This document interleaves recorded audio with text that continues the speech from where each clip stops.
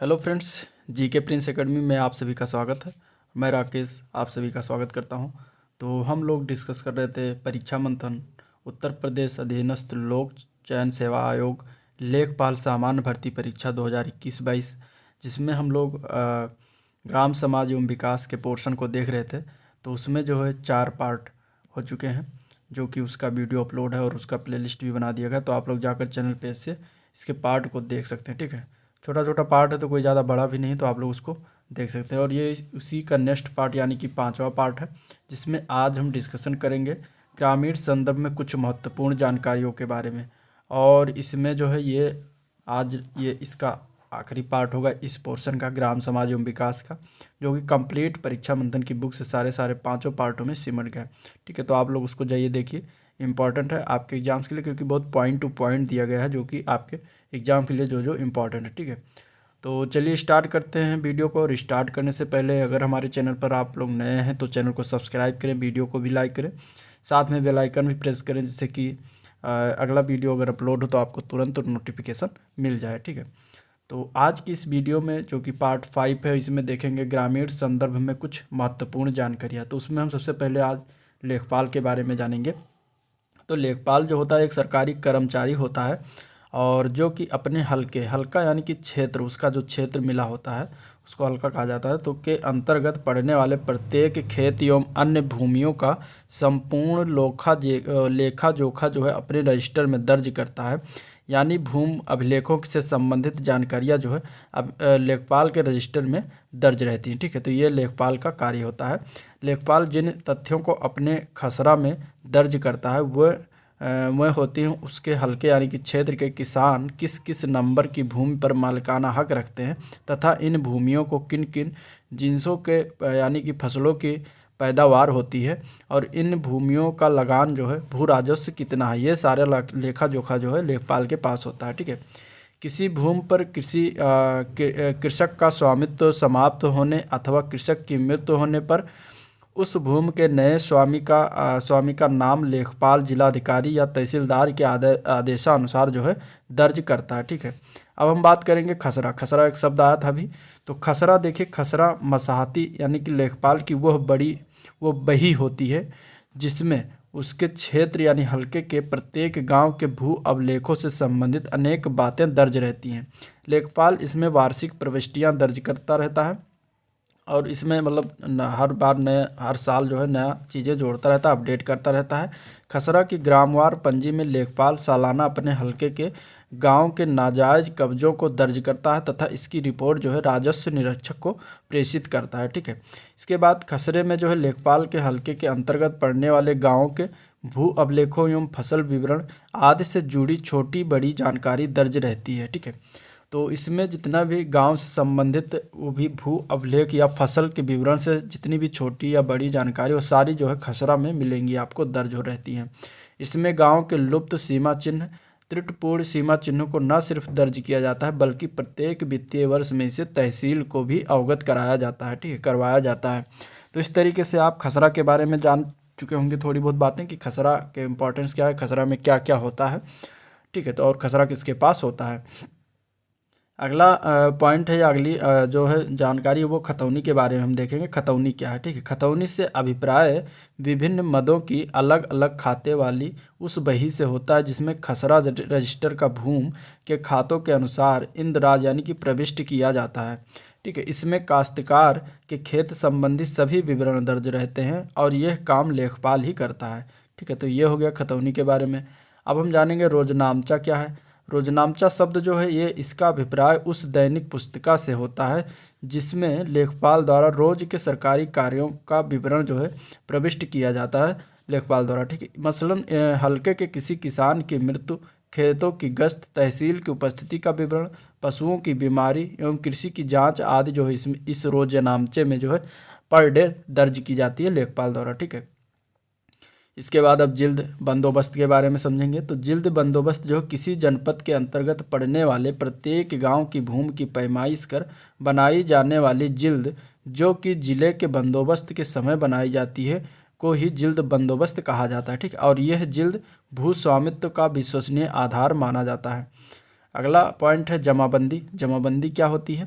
तो जमाबंदी की बात करें तो उस खाते को कहते हैं जिसमें काश्तकार के स्वामित्व का सकल कृषि योग्य भूमि का विवरण एक ही जगह दर्ज रहता है। ठीक है, इसकी एक प्रति जो है पटवारी अपने पास रखता है, यानी कि लेखपाल को ही पटवारी को ही लेखपाल कहा जाता है अब, तथा दूसरी प्रति जो है तहसील कार्यालय में सुरक्षित रखी जाती है।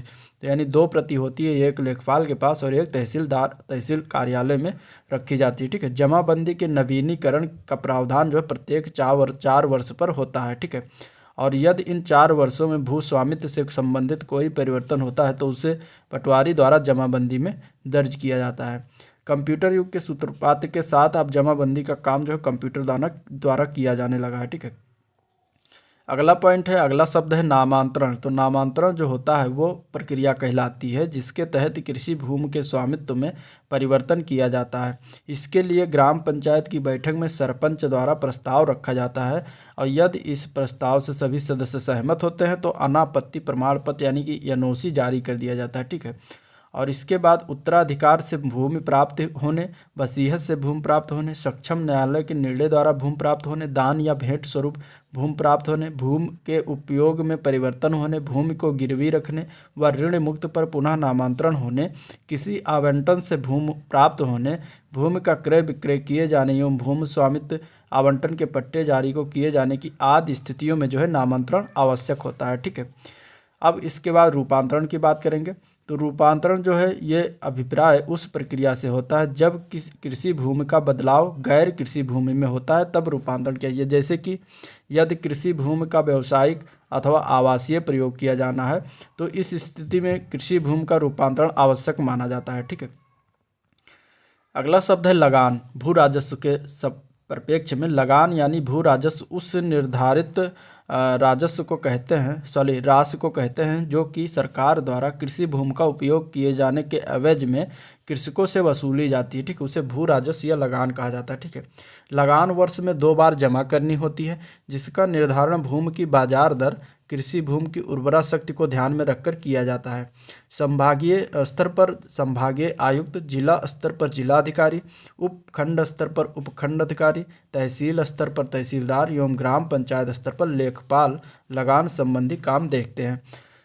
अगला शब्द है जरीब फीता। ठीक है, ये बहुत सुना होगा आप लोगों ने। तो जरीब फीता उस डोरी को कहा जाता है जिससे खेतों जमीनों की माप की जाती है। मापन के इस कार्य को जरीब कसी कहा जाता है जबकि यह काम करने वाला जरीब कस कहलाता है। ठीक है, अगला पॉइंट है, वैसे तो विभिन्न भू क्षेत्रों में अलग अलग किस्म के जरीब फीते प्रचलित हैं किंतु सामान्यतः यह इस्पात या लोहे से निर्मित कड़ी नुमा एक बड़ी चैन होती है। छोटी लंबाइयों को मापने के लिए इसमें एक बांस का गट्ठा भी लगा होता है जो कि इसकी कुल नाप के 10वें अंश के बराबर होता है। देश के भूभागों में प्रचलित जरीब फीतों के नाम इस तरीके से है। शाहजहानी जरीब जिसकी कुल लंबाई 165 फीट होती है, गंटरी जरीब जिसकी कुल लंबाई 152 फीट होती है। ठीक है, अगला देखते हैं। तो शाहजहानी जरीब जो है द्वारा की गई भूमि की पैमाइश को थाकवास्ट सर्वेक्षण, जबकि गंटरी जरीब द्वारा की गई पैमाइश को कैडस्ट्रल सर्वेक्षण कहा जाता है। ध्यातव्य है कि भू मापन सर्वेक्षण के तहत उपकरणों की मदद से क्षैतिज धरातलीय दूरियों, ऊंचाइयों, कोणों के मानचित्र के रूप में यानी लघुकृत मापनी पर किसी रूढ़ विधि के आधार पर दर्शाया जाता है। अगला शब्द है सहकारी खेती। सहकारी खेती की बात करें तो इसका तात्पर्य उस संगठन से होता है जिसमें किसान परस्पर लाभ के उद्देश्य से स्वेच्छापूर्ण अपनी भूमि, श्रम और पूंजी को एकत्रित करके सामूहिक रूप से खेती करते हैं। सहकारी खेती से न केवल जोत, उपविभाजन और विखंडन की समस्या का स्थायी समाधान संभव है बल्कि इससे कृषि की अन्य अनेक समस्याएं भी हल की जा सकती हैं। सहकारी खेती के प्रकार की बात करें तो यह मुख्यतः 4 प्रकार या 4 भागों में बांटा गया है जो निम्नलिखित है। पहला है सहकारी सामूहिक खेती। ठीक है, और यह जो है सहकारी सामूहिक खेती के तहत जो है भूमि, पशुधन, सामग्रियां साझा होती हैं और इसका प्रबंध जो है निर्वाचित परिषदें करती हैं। इसके अंतर्गत प्रत्येक व्यक्ति को मजदूरी के अलावा अधिशेष उपज में भी हिस्सा मिलता है। अगला है दूसरा नंबर है सहकारी संयुक्त खेती। तो इस सहकारी संयुक्त खेती के तहत छोटे छोटे किसान अपनी ज़मीनें एकत्र कर लेते हैं और उस पर संयुक्त रूप से खेती करते हैं, परंतु इस प्रकार की खेती में सभी किसानों का भूमि पर स्वामित्व बना रहता है। अगला है तीसरा नंबर सहकारी काश्तकारी खेती। सहकारी काश्तकारी खेती के अंतर्गत वह किसान जिनका कृषि पर स्वामित्व रहता है वह मिलकर एक सहकारी समिति का गठन करते हैं और वह समिति जो है फल, बीज, खाद आदि सुविधाएं प्रदान करती हैं तथा अपने सदस्यों के उपज का विक्रय करती हैं। चौथा है सहकारी उन्नत खेती। सहकारी उन्नत खेती के अंतर्गत किसान उन्नत तकनीक का प्रयोग करने के लिए आपस में समझौता करते हैं और सहकारिता का निर्माण करते हैं। सहकारी खेती की वर्तमान स्थिति की बात करें तो मार्च 1969 तक सहकारी खेती के संबंधी कार्यक्रम केंद्रीय सरकार द्वारा संचालित होती थी। इसके पश्चात यह कार्य जो है राज्य सरकारों को दिया गया। वर्तमान में भारत में लगभग 91,000 सहकारी खेती समितियां जो हैं जिनकी सदस्य संख्या लगभग 2.5 लाख है। तात्पर्य है कि इसके अंतर्गत कृषि योग्य भूमि जो है 3,75,000 हेक्टेयर आता है। अब हम बात करेंगे ज़मीन पैमाइश की इकाइयों के बारे में, ठीक है, किस किस तरीके से कितना कितना जो है मापा जाता है, कैसे मापा जाता है। तो देखिए 1 वर्ग बराबर होता है 10 वर्ग जरीब के, 1 एकड़ बराबर होता है 10 वर्ग जरीब के। जरीब को गंटर्स भी कहा जाता है। या फिर 43,500 वर्ग फीट या फिर 4,046.86 वर्ग मीटर के बराबर होता है 1 एकड़, ठीक है। इसके बाद 1 हेक्टेयर बराबर जो होता है वो 100 एयर या 10,000 वर्ग मीटर के बराबर होता है। या फिर 2.47104 एकड़ या फिर 0.01 किलोमीटर के बराबर होता है 1 हेक्टेयर, ठीक है। 1 वर्ग मीटर की बात करें तो 1550 वर्ग इंच या फिर 10.7639 वर्ग फीट या फिर 10,000 वर्ग सेंटीमीटर के बराबर होता है। 1 वर्ग फीट की बात करें तो 1 वर्ग फीट बराबर होता है 929.30 वर्ग सेंटीमीटर या फिर 0.0029 वर्ग मीटर या फिर 144 इंच होता है 1 वर्ग फीट बराबर। 1 घन फीट बराबर 1728 वर्ग इंच या फिर 0.80356 बुसेल के बराबर होता है। 1 फुट बराबर होता है 12 इंच या फिर 0.333 गज या फिर 0.3048 मीटर या फिर 304.8 मिलीमीटर के बराबर होता है, ठीक है। अगली इकाई है 1 घन मीटर। तो 1 घन मीटर बराबर होता है 0.006102 घन इंच या फिर 1000 घन डेसीमीटर के बराबर होता है। 1 चेन बराबर 66 फीट होता है या फिर 20.1168 मीटर होता है या फिर 0.0125 मील या फिर 792 इंच होता है। लंबाई मापने की इकाइयों की बात करें तो 10 मिलीमीटर बराबर होता है 1 सेंटीमीटर। 10 सेंटीमीटर बराबर 1 डेसीमीटर होता है। 10 डेसीमीटर बराबर 1 मीटर होता है। 10 मीटर बराबर 1 डेकामीटर होता है। 10 डेकामीटर बराबर 1 हेक्टोमीटर होता है और 10 हेक्टोमीटर बराबर 1 किलोमीटर होता है, ठीक है। 1,000 मीटर बराबर 1 किलोमीटर होता है और 1,00,000 सेंटीमीटर बराबर 1 किलोमीटर होता है, ठीक है। 10,000 सेंटीमीटर बराबर 1 हेक्टोमीटर होता है। 8 फरलांग बराबर होता है 1 मील के, ठीक है, या 220 यार्ड बराबर 1 फरलांग के होता है। इसके बाद 1 मीटर बराबर 1.094 गज या 1 मील बराबर 1.609 किलोमीटर होता है, ठीक है। भारतीय भूमाप में उत्तर प्रदेश की बात करते हैं तो उत्तर प्रदेश में जो है 10 कड़ी बराबर 1 लाठा के बराबर होता है, ठीक है। 99 इंच बराबर 1 लाठा के बराबर होता है। 7 लाठा गुणे 4 लाठा बराबर 1 बिस्वा के बराबर होता है, ठीक है। 1361 से ही 1/4 वर्ग फुट बराबर 1 बिस्वा के बराबर होता है। 20 बिस्वा बराबर 1 बीघा के बराबर होता है, ठीक है। 3025 वर्ग गज बराबर 1 जो है 1 बीघा के बराबर होता है। 8 बीघा बराबर 5 एकड़ के बराबर होता है।